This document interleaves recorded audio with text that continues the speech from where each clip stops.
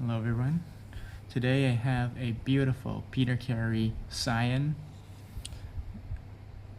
and just check out this profile.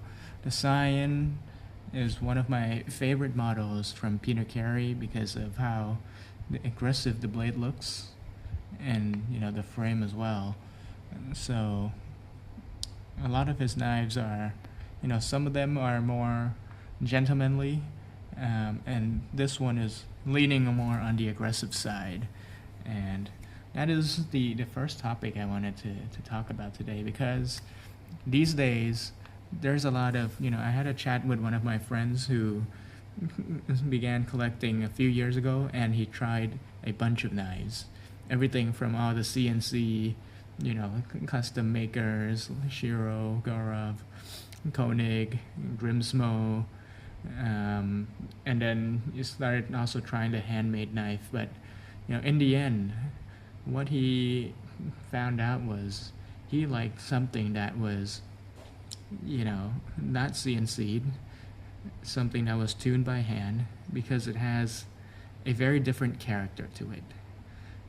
It's something that, I don't know why, but CNC knives can't really replicate the same feeling of a very well made, knife on manual machines, manual mills, and things like that. There's just something that feels more organic. It doesn't feel any less smooth, but the way that the knife, melts into your hand, whether it's the ergonomics or even the action, which feels more buttery smooth rather than glass smooth. That is, it doesn't drop shut.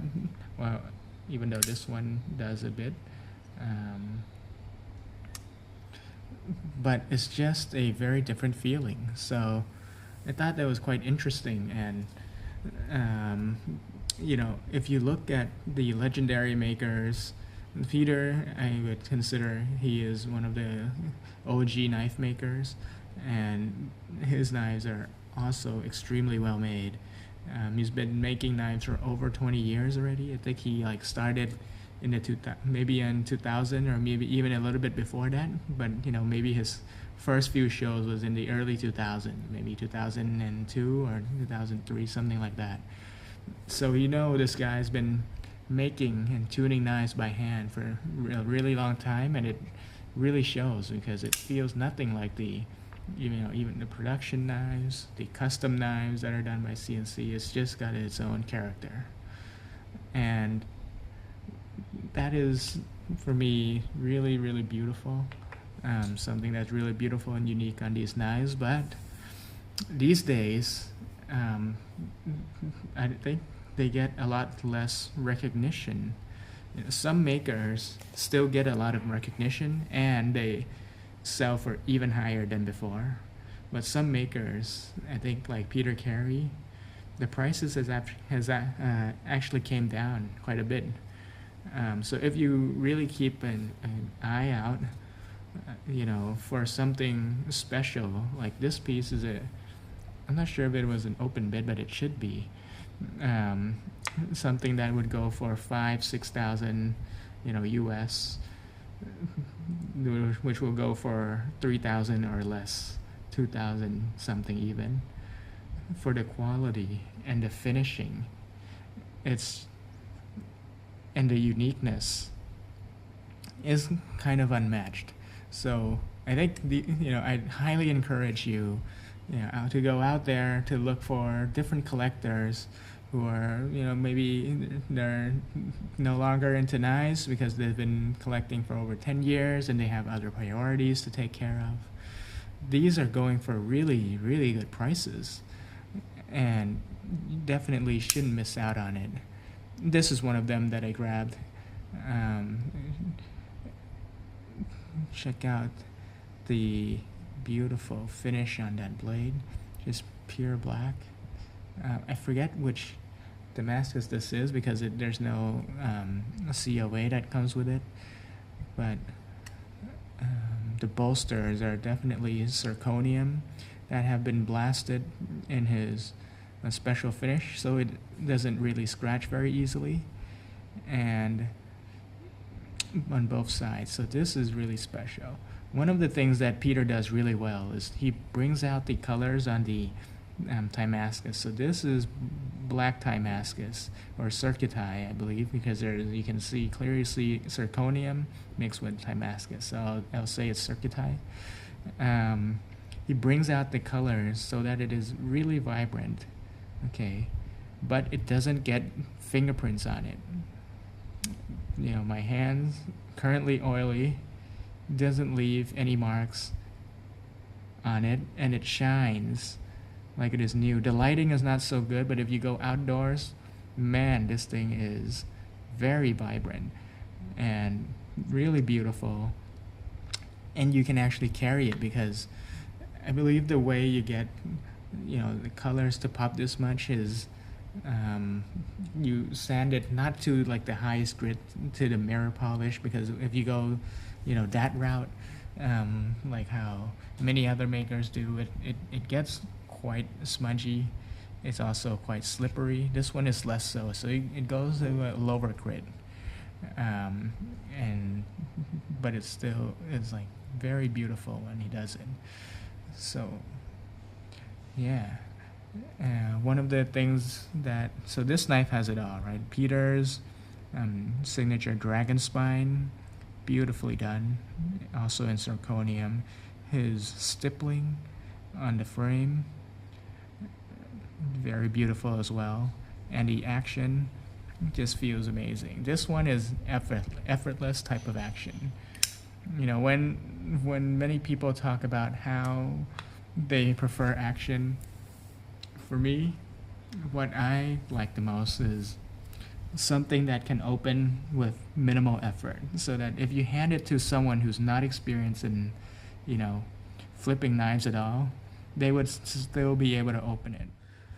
So just to continue from where we left off, my video got cut a little bit. So the action, a lot of knives have overly stiff detents, which make it very difficult for new people to open, and for experienced people, you'll start to feel fatigue if you're one of those fanatics who like to flip their knives all day. Sometimes, like me. But in the other case, it might be too weak that it'll open halfway. But for this one, I've handed it to 2-3 other people who haven't handled knives before. They were all able to just open it fully with, you know, with ease. So I think that's something that is very special about Peter's knives. But actually, I've tried quite a few of his models, like the Roadster. I forget the other ones, but some of those can have stiffer detents, which might not be the same as this one. But I've had another Scion before, and it was basically the same action. Very easy to open, beautiful knife. That one I miss quite a lot because it has a beautiful carbon quartz inlay for the frame as well. It was an all black build. It's absolutely stunning. I don't know where it is now, but that is, you know, one of the best looking knives from Peter's shop, for sure, in my opinion. But this one is, I believe, the one that came after that carbon quartz piece. So it was done at a similar amount of time. And yeah, it's just absolutely beautiful. And when you see it at a good price, no way, you have to take it. But yeah, so to all of you out there, I highly encourage to look into secondary market for these as well, and even directly from maker. A lot of times you might be able to get something at a very good price, and Peter is one of those makers where, you know, the knives are very solid. You don't have to worry about blade play. You don't have to worry about the action. Specifically the Scion though, because some of Peter's other models, even though consistent, like to have positive lock stick, which you know, I think it's the way it was designed, because I've tried, let's say, two Roadsters. They had exactly the same action with the same positive lock stick. I tried the Scion, absolutely none. Because the way the frame was designed and the angle that it engages the lock at is different than his older design. So yeah, look out for, and hopefully you get to test and try some of Peter's knives, because these are amazing. So there you have it. Hope you enjoyed the video, and see you next time.